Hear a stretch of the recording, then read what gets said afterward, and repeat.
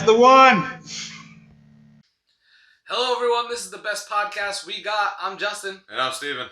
And today we're going to be doing a movie review on Back to the Future. To the Future. Yes. Did you come back from the future? Maybe. You try to say that right before me?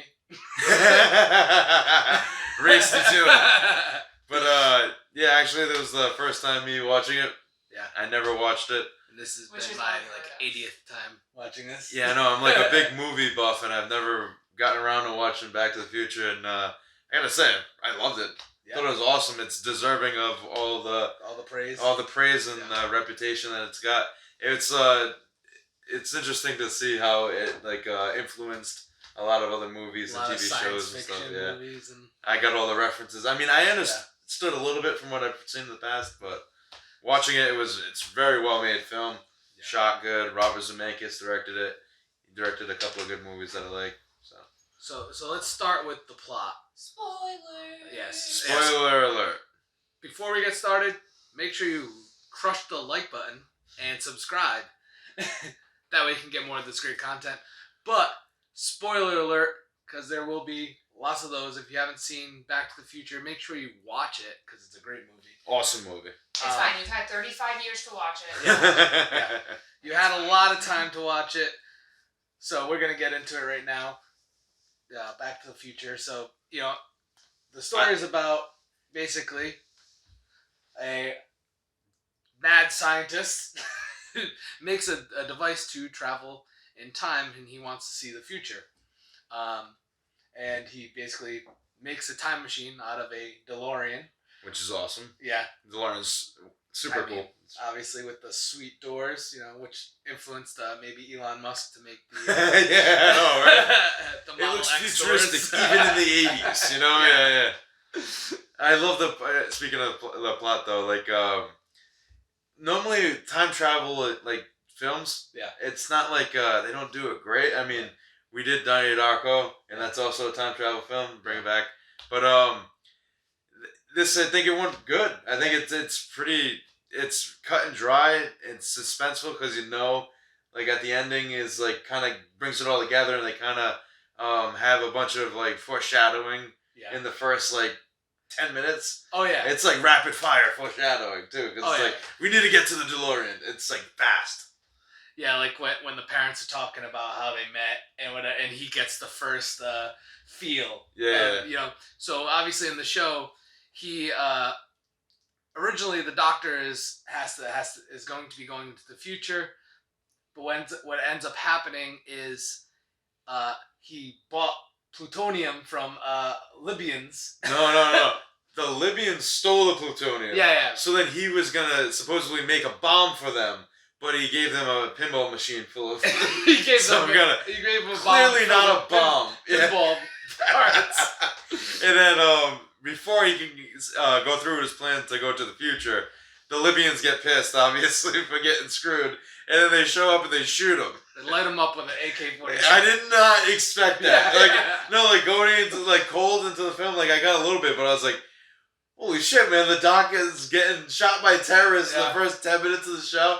And then he pulls out a revolver like he was ready. Yeah. It was oh shit, the doc is packing, holy shit. You think he's going to fend them off and then... And I had this misconception of it being a family-friendly film, and I don't know. Kind of is for the 80s, a family film for the 80s. Is it PG-13, I think? I think it is, yeah. It's not rated R, yeah, it's PG. Yeah, PG-13. But, and then the fact that, he swears, everyone's kind of swearing. In the 80s, it was okay for kids, film to kind of swear. And he's just wait until this, the DeLorean goes 88 miles per hour. And then you're gonna see some shit. He actually says, and then you're gonna see some crazy shit, or something like that. It was fucking awesome. I love the line. And, I wasn't expecting how much of that in the beginning, because, the guns he gets blown away by terrorists. That alone was just they come in the Volkswagen van. Yeah, it's the peaceful, groovy van. The terrorists are shooting up. It was great. Guy takes out an RPG. So Marty gets into the vehicle. He sets the time back to go back in the past. Well, I think it's like oh, unintentionally. yeah. Because it's like He said, this is the date that I first invented time travel. He left it in there. So he gets in there, he drives, and then unknowingly he drives to past the 88 miles an hour he needs to do to hit the mark. Yeah, the speed that he needs to go into the future. Gotta So go fast. gotta go fast. So he ends up going to the future, and once he's there, You mean the past? the past. He goes to the past. Yeah, he goes to the past, not the future. Yes, he goes to the past. Yeah, it's just called Back to the Future. And then because they gotta go back to the future. He says it several times throughout the movie. Oh yeah. Even the big we'll get to that later. But once he gets to the past, then he realizes that he is in the past and how all the he's in 55, and it's like all old timey shit, Yeah. And he makes several mistakes. So many mistakes right off the bat, and I just think it's hilarious once he does go into the past and he meets his parents. Yeah. And then when he meets his mom, and the mom's like love struck instantly. Yeah. Like, and she's chasing him the whole movie pretty much, and just his reaction. Well, it's great even before that when he finds his dad is like peeping on his mom. Oh like, no, my dad's a peeping Tom. Was he peeping on the girl or was it another woman? No, I'm pretty sure it was her because that was when. Yeah, because he's outside. Yeah, he's outside right across the street. Yeah. Because then when her dad hits him with the car, he's like, I hate another one of these kids, and he's like yelling. And they foreshadow it in the beginning. That's right. The mom is talking about how, if my dad didn't hit you with that car, you would have, we would have never met. Yep. That's so crazy. No, it's just regardless of whether or not that was her. His dad's a creep, and his mom's a creep. Yeah, like they're both super creeps. Because like, he wakes up in bed, let us not forget, with no pants on. Yeah, she strips his pants. Inexplicably. Like, why would... There's no reason other than... It's not a 2020 friendly movie. It's just weird. Yeah, it's like he wakes up... Where's my pants? Yeah, he's like, where's my... And then she already knew he had purple underwear before actually seeing it. Really, it's suspect. Because she was, I never seen a man with purple underwear. Is your name Calvin? It's on your underwear. Yeah, Calvin Klein. Yeah. Hilarious. Like, it was just funny, like, going back, and then his parents seemed like preppy, kind of, not preppy, but like, straight laced, like they never drank or anything like that, and the dad's a complete dork. Yeah. Come to find out, he's a peeping Tom. And his mom is like a little bit more wild and she's like, I've parked before. Yeah, and then she was talking shit about that. She was like, that's not a good girl. Good girls shouldn't chase after boys. Yeah. They shouldn't. Because she knows park. better. Yeah. Yeah. It was just funny. And she's drinking in the car. Yeah. When they're at the dance. So basically, Marty makes a bunch of mistakes, finds the doc, and then he realizes that he has to fix the mistakes that he made, and then the doc has to figure out how to get him back to the future. Well, not to the present. There's actually a funny thing too, because in the beginning of the movie, it's presented like Doc knows what he's doing. Yeah. Like he's not a hack, like he knows what he's doing. But when they go back in time, he's like a complete failure kind of, and he doesn't really look like he got his shit together. I invented something that works. It works, and he's just like, oh shit, he really doesn't know anything yet, or maybe he gets it in the future, but at this point in time, he's really not with it, he doesn't know his shit yet. So that was funny. The whole the doc actually I think is let's get into the plot now. Or we got the characters. Yeah, I mean, obviously, so he's his job is basically to find a way to get Marty back to the future, and then Marty has to repair the relationship that he ruined with his dad and mom. In the first, literally 5-10 minutes into the past, he screws up everything. Yeah. So then the rest of the story is pretty much him repairing the relationship. Yeah, and his mom trying to make out with him constantly. Yeah, she's all about him. She's chasing him the whole movie, and everything that he tries to do to repair the relationship just makes worse. The mom love him more, which is hilarious. It's a lot of comedy in the movie. I think I laughed a lot, and for an old movie, it's still pretty funny in present time. Yeah, it is. Yeah, I mean, it is. Yeah, I feel like a lot of, sometimes with an older movie, especially if a younger person's watching it, like a lot of that stuff like falls on deaf ears almost, with old timey.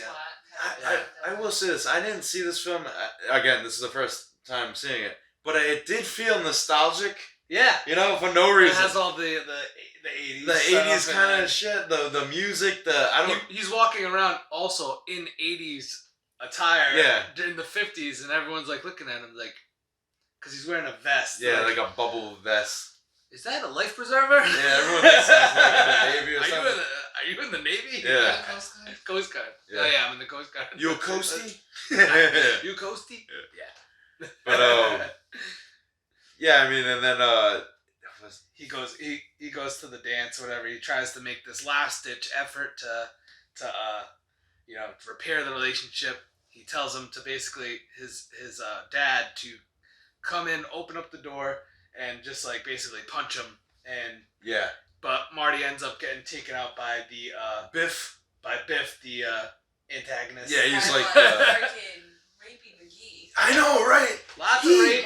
This guy is like he's raping the mother. Like at this point, he's like, but they're in the car outside of the prom, and then Biff just pulls Michael J. Fox out of the car, and then he's like, ooh. And he just sees the girl. She's kind of wearing a nicer dress, like revealing dress. Yep. And he just hops in the car like, it's rape time, like, hey guys, this isn't a peep show. He's telling everyone to fucking leave. Get this out of here. And then they throw Michael J. Fox, Marty into a truck. Yeah. But as the father goes along with the plan, thinking that Michael J. Fox is Michael J. Fox. He's thinking that they have this plan rehearsed thing where he's gonna beat him up, but when he opens up the door, it's Biff. It's Biff, and Biff's a big tough guy. But he gets up and he's just like. This is another thing that's a little weird.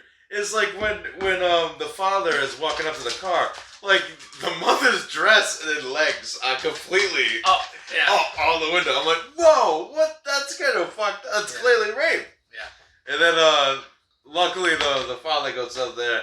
He grows a sack and defends the mom. Yeah. Wins her over a little bit. Yeah. But doesn't seal the deal until it goes according to plan when he kisses her on the dance floor. Yeah.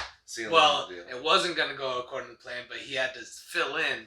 Yeah, for the music, the guitar. He brings a little bit of the future, which is hilarious too. Because like in all these, it's like a big moment in a scene. You think he's gonna do great because he's doing good on the guitar, and then he goes way too. He just gets too into it. Like 20 years before Van Halen, 20 or 30 years before Van Halen's kind of big. Yeah. And then he's doing all these rock and roll riffs, and then he does the knee slide, typical 80s knee slide. Yeah. And then it's just like and then the audience just looks at him like, what the hell is this shit?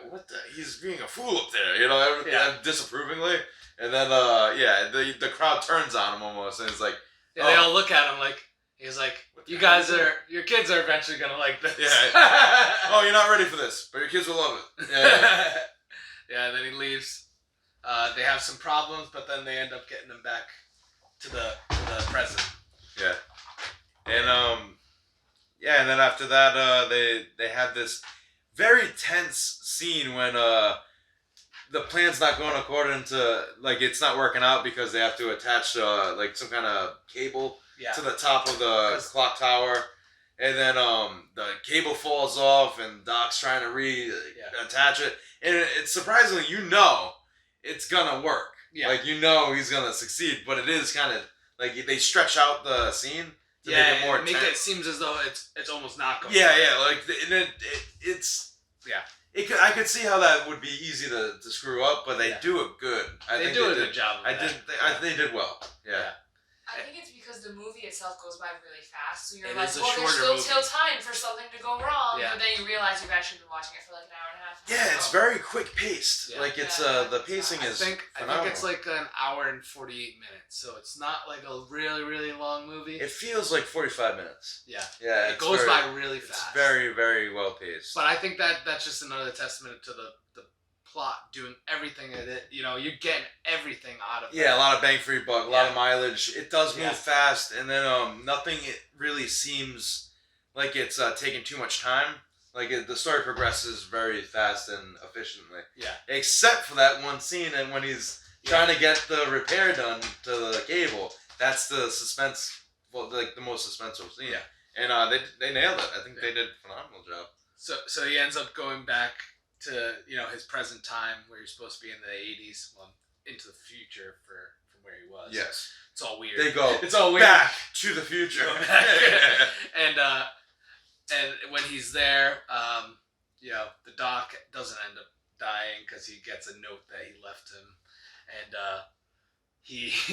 his parents are like successful, whereas in the before his dad was like a pushover. Yeah. His dad's more like confident now. They hated each other. Yeah. He's like an author now, a science fiction writer. Yeah. Which is hilarious too, because in the beginning they're like just they kind of. It doesn't seem like the relationship is great. Yeah, the marriage is awful. The house is kind of shit. The kids are kind of weird. Failures. Weird. And then like he gets back and everything's working out for him because he gave his dad confidence and all this other shit. But in the beginning, Biff is like the badass. Like he's like the owner. He's always treating the father down. And then the roles get shifted. Yeah. And now Biff is like the handyman. Yeah. And he's getting shit out. He owns the tow truck company, but he has to do everything. It's pretty fucked up too, because like naturally his family was like this, but then like Biff's whole existence got wiped out. Biff gets fucked. Yeah, Biff's got fucked. Biff's family got fucked. Biffing. Yeah. He got biffed. He got biffed. Yeah, he got biffed. Biff really gets screwed. The antagonist. Definitely got screwed. It's like. So you could just tell it's like an older movie though because of that though. You know how they always like the villain gets their comeuppance. Yeah, the hero comeuppance. Yeah, hero gets everything that they want. Like at the end, he gets the truck that he really wants. Even though he has no business having that truck at that age. Yeah, it's like 17. Yeah, and then the Biff, the antagonist, kind of just gets screwed. Yeah, he's just waxing the old man's god. He's the dad's supervisor, and then all of a sudden he becomes just a. But he is a nicer person. He is a nicer person. He's nice. He's like, hey Marty, you gonna know? He seems nice. Him being in that role makes him a better person. So maybe it wasn't so bad, But his life doesn't really turn out better though. No, it's not. I don't know. That he's got a wax suit was pretty fly. Yeah, that was. He's been humbled, made humbled by his circumstance. So yeah, let's talk about the characters. Yeah, let's get into the characters, and I think Michael J. Fox is good. Like phenomenal. Like I think a perfect role. You know what's funny about Marty McFly? I always thought. So I've only seen like a quarter of the movie before this. I always thought he was an idiot. Like, I always thought he was going to be really, really stupid. Like, I mean, obviously he messes up a lot, but it's just because who would know what to do? Yeah. He's not stupid. No, he's probably the smartest in the room, in the movie. Like, he's actually, like, a good Well, he's very confident. He's obviously not as smart as, like, the doc. Yeah. But, like, he's confident and, like, he, he's improvising. He's a like, great improviser. He's very, like, on his feet, Yeah. So he, I feel like as a character, he's because he can do that stuff on the fly. Like, there's a scene where he basically pushes Biff in the cafe. Yep. And he chases after him. There's these kids rolling these crates. It's like a crate scooter. Yeah. Which is weird. I don't know if they had that shit. And they obviously didn't have skateboards, but he rips the top off and he turns it into a skateboard. And he just takes off. Just goes full Tony Hawk. Yeah, You're expecting him maybe I was almost expecting to trip or like something. A trip or something. I thought there was going to be a scene where it's like they get really close. Before the scene that they actually do get really close, they almost run him over, and he ends up getting out of it, and then he crashing into a. Because they go to run him over, and he's on the front of the car pushing him, and then he jumps up on the hood, over the cab, over the trunk, and then gets back on the skateboard and takes off. Like. That's pretty fucking cool. Like that's like action hero almost, Yeah. So I mean, he is very capable, and I mean, I think he's a very you're rooting for him. Oh, you don't hate him. Well, that's the thing. I think he plays a very likable character. Yeah, he's cool. You're rooting for him the whole time. Yeah. What about Doc? The Doc, man. I mean, he does every scene Christopher Lloyd is in is just awesome because he just like hogs the camera. Once he's there, he has his facial expressions that are like way over the top, and like you kind of read it, like you know, like what the hell is this? And he's so over the top with everything he Great does. Scott, And then like there's just a couple of moments, like even when like the mom shows up at the doc's house, and then like he's like, you need to get her away. You need to get her to go on a date with your dad. And then the mom's being really flirtatious to Marty.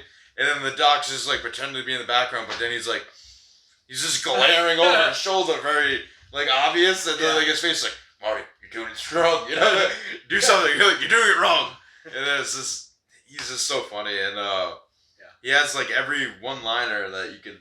I don't know. He just says so many one-liners. He definitely brings the comedy to the movie, and obviously, that whole he has the failing aspect about him, but then the redemption. Yeah, like he's fumbling, but he does get it eventually. Yeah. Like he just needed a little push. Yeah. A little help, and then he starts getting into the rhythm of it, you know. But it's just he's the whole plot is because of him. Yeah. Like this is all his fault. Like he created the scenario for him to go back in time at that moment. Yeah. Like it's almost like he chose that moment to go back. So I don't know. He could have some kind of conspiracy theory that like he knew, because like if it was like a cycle, he would have known. Like because it's continuous. Yeah. So I mean, he would have figured that out.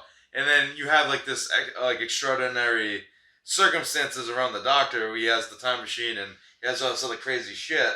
It's just, and then Marty's the grounded straight guy. You know, like he's just like dealing with the doc's craziness. Well, everyone tells him not to hang out with the doc because he's a nut. Yeah, because so clearly he has a reputation for being just crazy. But and even just like the way he acts and everything, it's just it's awesome. Yeah, he definitely makes the movie. The comedy from him is like just that little, the comedic relief in there, like just adds that little extra touch that you want in the movie. He's almost like if Frasier, no, not Frasier. What's that guy from Seinfeld? Kramer. Yeah, he's very Kramer-esque. Yeah. Like if Kramer was like a he's like all wild. Yeah, he's like very all over like the place, very energetic, jumping around and stuff. Yeah. Lots of movements. Is the facial expression. Sell it. Like it's just hilarious. Just his look. Like everything is right there. Everything that you need is right there. Like it just looks like after every time the camera pans away, he's just snorting lines of coke. You know? He's got the whoa. You know. Now, speaking of Biff before, how do you feel about his character? Well, he's like the not cookie cut, like stereotypical just asshole. Yeah. You know, like he reminds me of like a typical 80s dad. Yeah, that's kind of what he is. Yeah, he's like the big kid, you know. The big jock. Yeah, obviously it takes place in the 50s, and you know, he's like one of those like yeah, like he's got the switchblade. Probably with the leather jacket. Yeah, the leather jacket, yeah. He doesn't have that in the movie. He plays like a jock character who's got like a crew of guys, and they just kind of like really... His little posse, a group. They fuck with McFly. Yeah. His dad and him. Kind of. Not a little bit, but not mostly. He kind of stands up more than... To George. It is kind of funny now that I'm thinking about it, how all the characters outside of Doc and Marty are very cookie cutter. Yeah. Like you have the stereotypical bad guy, then the nerdy dad. The nerdy dad, and he plays that to a T. Crushes the nerdy dad, and he does it well when he turns around. Older. Oh yeah, like he's still like before he gets confident at the end of the movie when he's playing that scene, like he does it great. I think it is. He does, his arc is cool. Yeah. But like even when he becomes a confident dad, I think he just acted it pretty well. Yeah, I think the acting all around is great.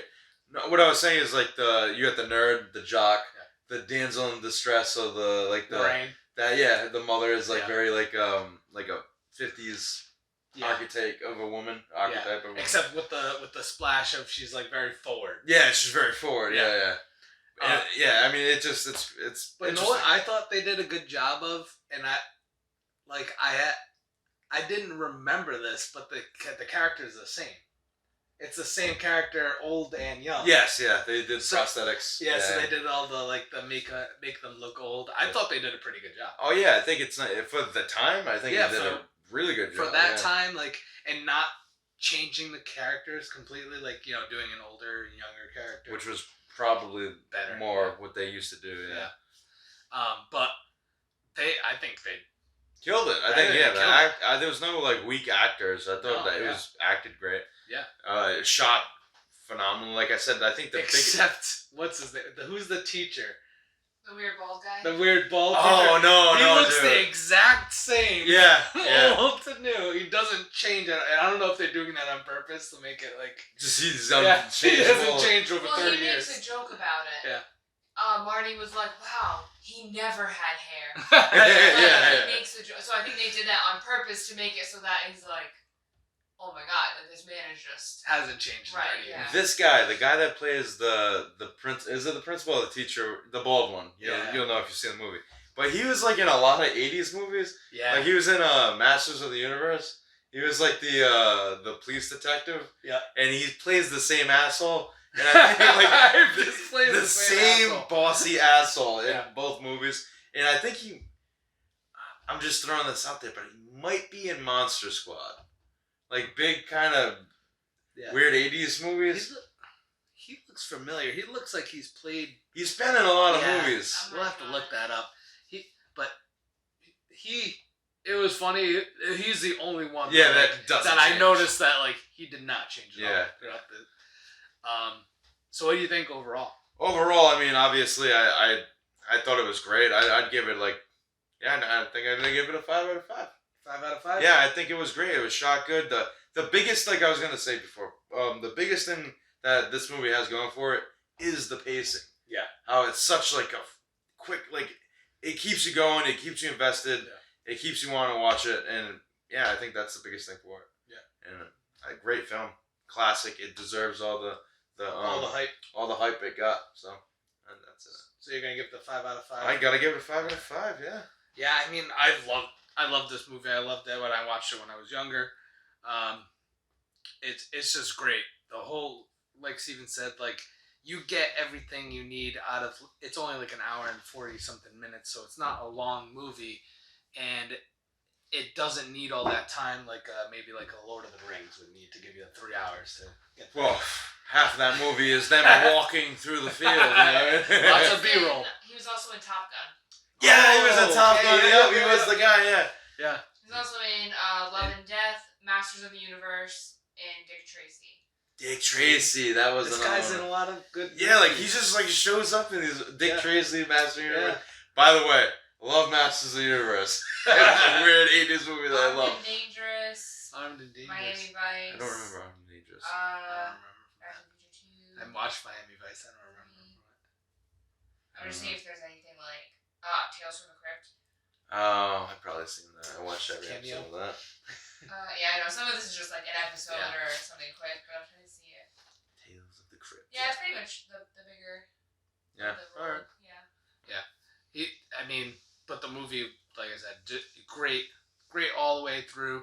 I loved the characters, loved the story, and then I think overall as a series too was a really good series. A lot of movies fumble, in the next parts, but obviously I'm just basing it on this one. I'll give it a 4.8. I think it's a great film. It's got a lot of rewatchability too. Like you can watch it. Yeah, I mean it does. Yeah, I get that too. Especially because it's so short. Like it's not like a long Commitment. movie. Yeah. That's like one of those things. Like you just pop it on. Like you don't have to worry about watching a movie for 2.5 hours, 3 hours. Where did we watch it on Netflix? Netflix. It's on Netflix. It's on Netflix. If you want to watch it, check it out. As of now, on Netflix, and it's usually always on one of those services, so you can check it out, watch it there. I recommend it if you haven't seen it. Who directed it again? Robert Zemeckis. He did Monster House too. Oh, really? And that's all. I'm confident. I remember the name. Monster House. He did. He also did. He did another big movie too. Oh, he did Beowulf. I didn't like that movie. Yeah. The comparison of those two movies is hilarious. What? Monster House and Beowulf. Like, Well, it's CGI. He's a big animated guy. Yeah, the one Beowulf. is literally a children's movie and one is not. No, children's movie. Well, yeah, Monster House is awesome. I love that movie. I like that as a kid. It's that one. It's a little animated monster movie. Yeah. When the house was alive, Kathy Bates plays the house. I fucking love Yeah, me too. Kathy Bates, if you're watching this, I love Sponsor us. you. Be my friend. Be my But friend. yeah, it's a great movie. Definitely, if you get a chance, watch it, and like and subscribe. Make sure you're following us on all of our social media, and yeah, let us know in the comments below if you want us to Recommend review any another other movie. movies. We're gonna be doing obviously another taste test soon in another episode, so look out for those in the future. We post here every Wednesday, so check back. All right, thanks everyone. All right, everybody. Bye. Was Baxter saying goodbye? Baxter saying bye. Signing off. Signing off. Yeah.